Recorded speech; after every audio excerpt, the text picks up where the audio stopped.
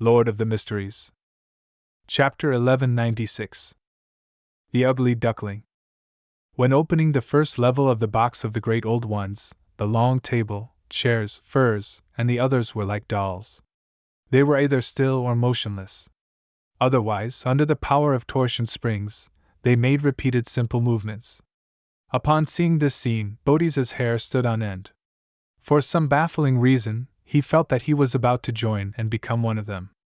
He instinctively wanted to react to the Grade 0 sealed artifact in his hand, but he saw the hooded, purple-robed woman retract her right hand and hold it to her mouth, slightly clenched. A dark color instantly formed in her palm. It was an ancient bugle with a charm that appeared very heavy and powerful. The horn of magic, the horn of destruction. Bodhi's pupils dilated as he lacked the luxury of time to deal with the box of the Great Old Ones. He grabbed forward with his right hand, as though he had raised an invisible screen that shielded the void. The area he was in was distorted once again. He disappeared and was concealed. Woo! The horn in Katla's hand let out a soft hum. It echoed in the room but didn't extend out of its confines. With the sound waves overlapping, the shadows shattered and the ground cracked. The space that had been concealed by the Saint of Secrets was like a thick piece of glass that had been struck by a sledgehammer. Countless cracks appeared and intertwined with each other. Elsewhere, a towering knight in full black armor appeared out of the shadows. He held a long broadsword, and two dark red beams of light glimmered in his eye sockets. Saint Tenebris Kisma. Woo! Once again, Katla blew the horn. Everything in the room seemed to freeze into a translucent amber. Silently, the amber broke apart, and even the black-armored knight fell to the ground like a mirror, shattering into small shards. The distorted region returned to the real world. However, Bodhi's also managed to grab the gaps between the two horn blows as he created numerous illusory doors to appear around them. Some of them were double doors that opened outwards, some were deep and recessed, some were covered in mysterious patterns, and some were hollow in the middle, allowing one to vaguely see the boundless darkness behind them. The illusory doors were in bountiful numbers, densely packed, and overlapped together, almost enveloping the Saint of Secrets. Without any time to think further, Bodhi's immediately opened a grayish-blue door with 7 brass locks, and he threw the box of the Great Old Ones that was just about to have its second layer open inside. This was a secret sorcerer's exile. It could throw a target that he had gained initial control of into a corresponding chaotic space. As for the different illusory doors, they represented different scenes, ones where danger and opportunity coexisted. This kind of exile wasn't permanent. At Bodhi's sequence level, he was only capable of isolating the box of the Great Old Ones from reality for 20 seconds. Once that time was up, the Grade 0 sealed artifact would return to the spot beside him through the illusory door from before. However, by then, the betrayal, induced by the enemy's beyonder powers, would definitely have disappeared. As a demigod of the apprentice pathway, he had traveled many places, witnessed many things, and recorded many kinds of powers. Bodhi's made the most correct decision in that split instant. At the same time, the Black Knight that had split into pieces quickly squirmed and reformed, becoming a thin rug that flowed with flesh and blood. It covered every corner of the room.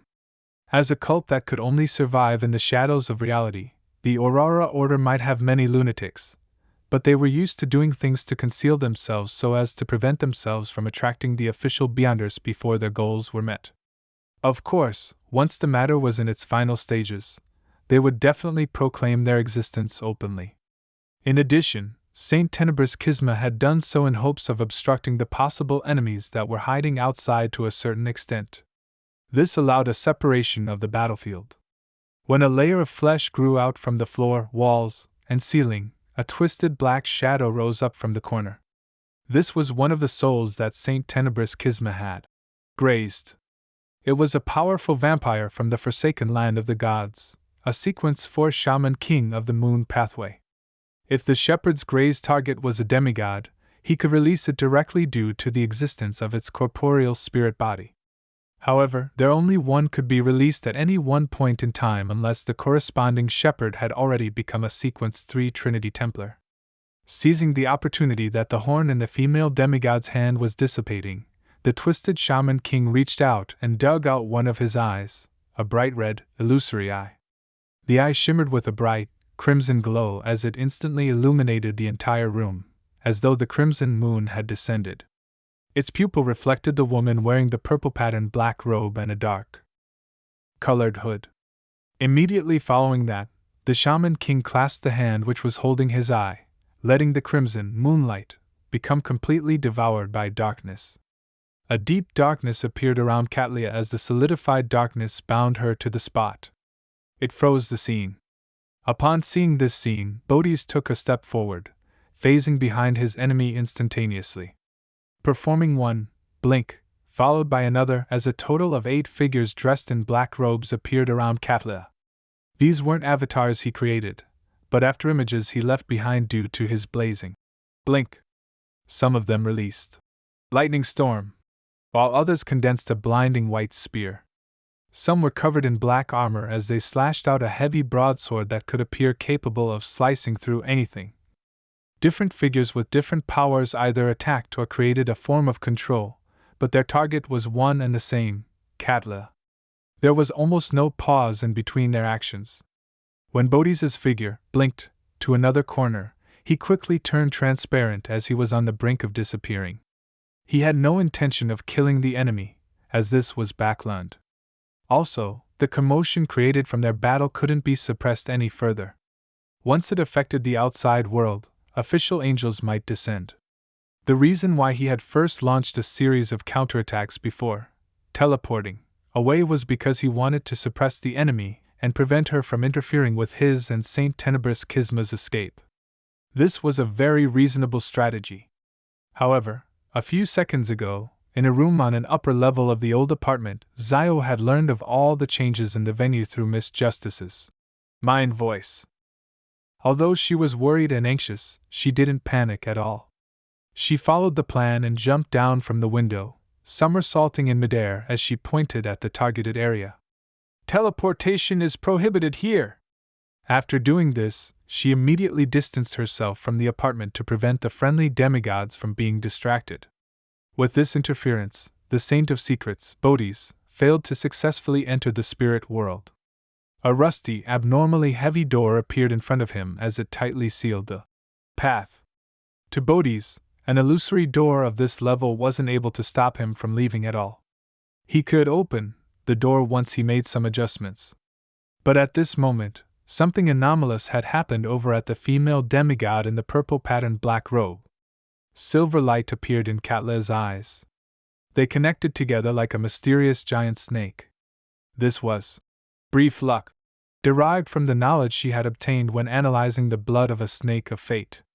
Regardless of the terrifying lightning, burning white spear, or the slash of the Black Knight, none of them hit the target. Katla seemed to be standing at the eye of the storm. No matter how dangerous the surroundings were, she was unaffected. Those attacks and the attempts at control either narrowly passed her by or were cancelled out by friendly forces.